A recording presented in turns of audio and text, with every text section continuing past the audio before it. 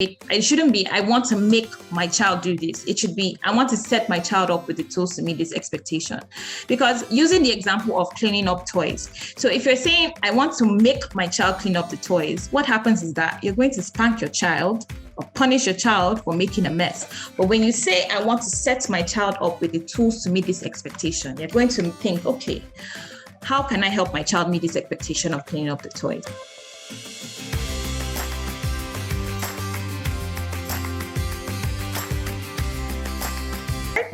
I'm Ngozi, and basically, just like he said, I write tips on positive parenting. I've taken a few courses. I read books on psychology, so I do have an idea of certain ways to maneuver this. So I'm going to start off with the question, what do you think? Is it possible without the whip?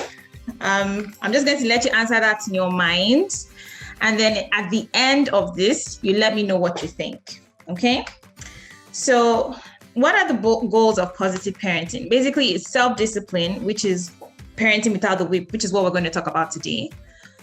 A tight family bond, being a strong influence to your child, and also raising a resilient and confident child.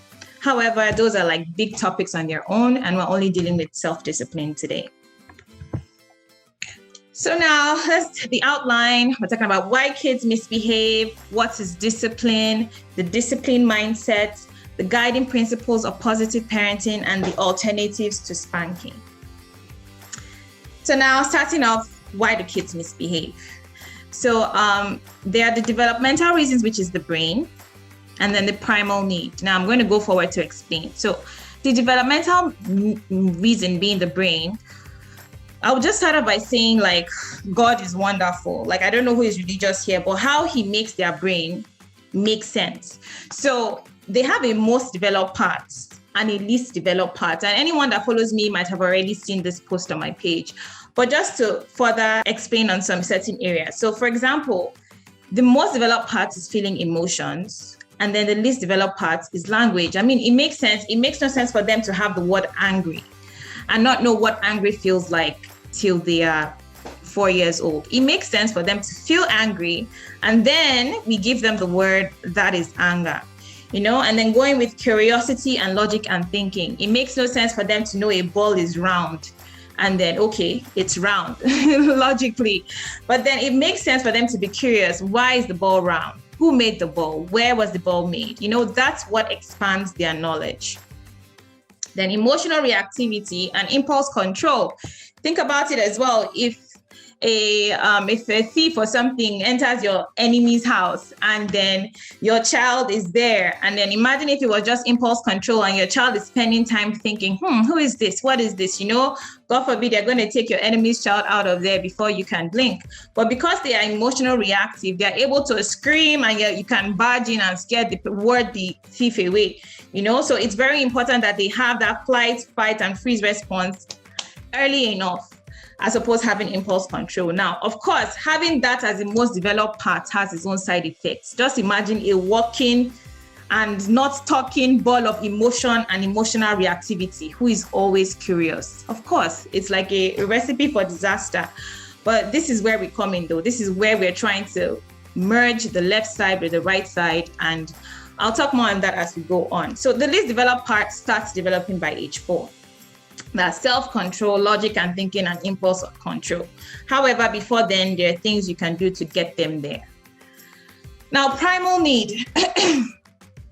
Every human being has one goal in life, right? So it's to belong and to be significant. And this was by Alfred Adler. He's a psychologist. He's really like the father of positive parenting, where to feel like you belong. I know everyone has felt this. You want to feel accepted and loved, and that is the belonging, right? For children, it's called the attention bucket. And then significance, you want to know that your existence matters. Like when you ask the question, what is my purpose in this life? And that is their power bucket. So now, kids, this is explaining why they misbehave. They will meet these needs any way they can. So for example, if their attention bucket is empty, and so they decide they want attention, they can be screaming, they can be clingy, they will do anything that gets the attention. And you might scream like, what is wrong with you? The fact is that when you scream, you filled up the bucket. In a negative way, quite all right, but you filled up the bucket. So when you don't fill up this bucket the positive way, they will get it the negative way. Now, control would look like your child will get control from places you cannot control. You can take them to bed, but you can't force them to close their eyes. You can put a plate of food on their table, but you cannot force it down their throats. You can take them to the potty, but you cannot bring the pee out of them. So they will take you. You see your child at bedtime, Mommy, I need water. Mommy, I need to potty. Mommy, I want to brush my teeth. My son does it though, and me, I need to fall inside the trap. But that is your child seeking attention in the wrong ways just because those buckets are empty. So this is where you might now start getting triggered and see it as misbehavior. So how do we meet these needs? So now the attention bucket, it seems very easy, but could be quite complicated. And that's 10 minutes of undivided attention twice daily. So basically do what your child wants, and then no phones, no nothing. I mean, I know I get tempted to almost want to do other things, but I set a timer on my phone and I do that in the morning, in the evening. Don't kill yourself. Some days I do it once a day. Regardless of the fact, I still give attention, but not undivided. I try to make it, and we also label it, we call it sweet time with mommy or sweet time with daddy. So this is how you can help fill up their buckets. Now, all these things I'm talking about, they're not going to take away the fact that children need discipline, but let's still keep going forward to still the basis of misbehavior and little ways we can help, tone it down. So now that is for the attention buckets. So then the next thing is the power buckets. So there are three things. The first one being child autonomy, right? So this is giving your child power means that you're giving them some sense of, like their decision matters when it comes to autonomy. So imagine yourself going to the doctor, right? And then your doctor tells you, okay, I think you have malaria. I'm going to give you the injection. And then he gives you the injection and you get downstairs and some woman says, oh, I have malaria. My doctor offered me like injection or tablet, right? And then you're like, why didn't I have that choice? That kind of thing. You also want to be able to make a choice. It's the same with our kids. We don't have to give them choices like here in this picture where it's like a healthy and unhealthy option. But you can give, choices within your limits, within your boundaries. You can say, do you want an apple or a banana? Do you want a red shirt or a blue shirt? As much as you can give them choices in the day, you are filling up that power bucket, and they're less likely to look for power in unhealthy ways, like bedtime, feeding, or just telling you no to everything that you're saying. Now, power buckets. Another way is child independence. You have to help them be more independent, like wearing their shoes. You can train them in this area, feeding themselves.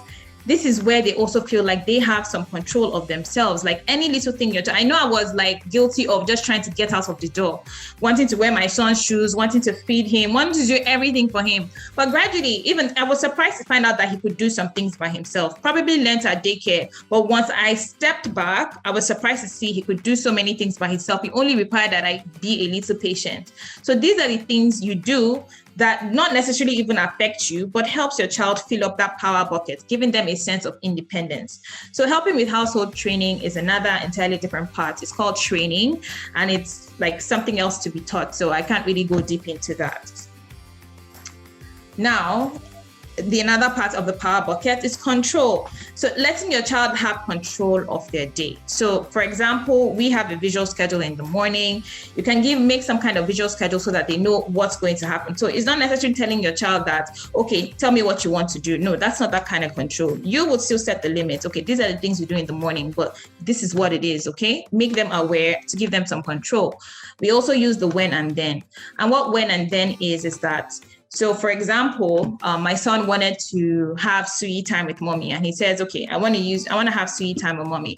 And I'm like, okay, baby, after bath time, then you have sweet time with mommy, right? And then he's like, okay, I want to have bath time now. And I'm like, okay, baby, when you go to the grocery store with daddy, then we have bath time.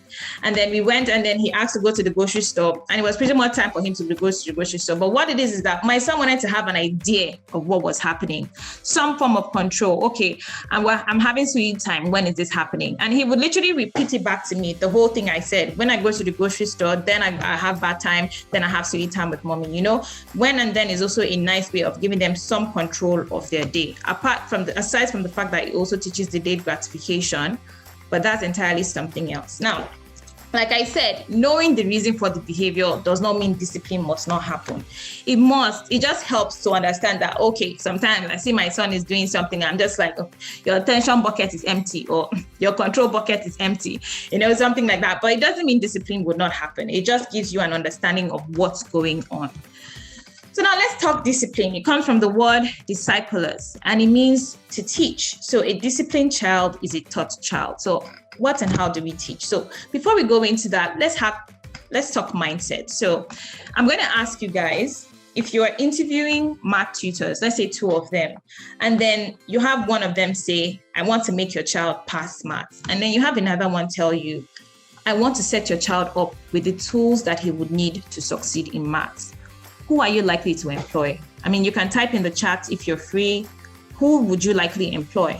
Exactly, definitely the second person. So in the same way, and that goes the same for me too. In the same way, when you're teaching your child anything, it shouldn't be, I want to make my child do this. It should be, I want to set my child up with the tools to meet this expectation. Because using the example of cleaning up toys. So if you're saying, I want to make my child clean up the toys, what happens is that you're going to spank your child or punish your child for making a mess. But when you say, I want to set my child up with the tools to meet this expectation, you're going to think, okay, how can I help my child meet this expectation of cleaning up the toys? You can say, okay, baby, I'm going to set a timer. When this timer goes off, it's time to pick up the toys. Do you want the timer before bedtime, or do you want the timer before dinner or after dinner? Have a conversation about it, but it's still within your limits. Then you set the timer. Depending on the age of your child, you might need to assist them in the beginning so that they get with the routine. When the timer goes off, we clean up. And of course, when things don't happen, it's okay to set a consequence when they fall short. And a friend of mine told me about something she calls the toy jail, right? I mean, I don't jump into a logical consequence immediately. I give them the opportunity to fall short so they don't think my son doesn't think I doubt his ability to do that thing. But when he does fall short, we both will talk about, okay, so when the toys are left out by bedtime, these toys go into the toy jail, okay? And you don't have them for the day. So it's okay to give a logical consequence. So now for the child that hits his mother when he's frustrated, in that moment, if my child, and so he has had that phase where he would hit me while he's angry, of course, it's in his downstairs brain, but immediately if I'm carrying him, I put him down and I state, you can't hit mommy. I understand you're upset and that's okay, but we can't hit mommy.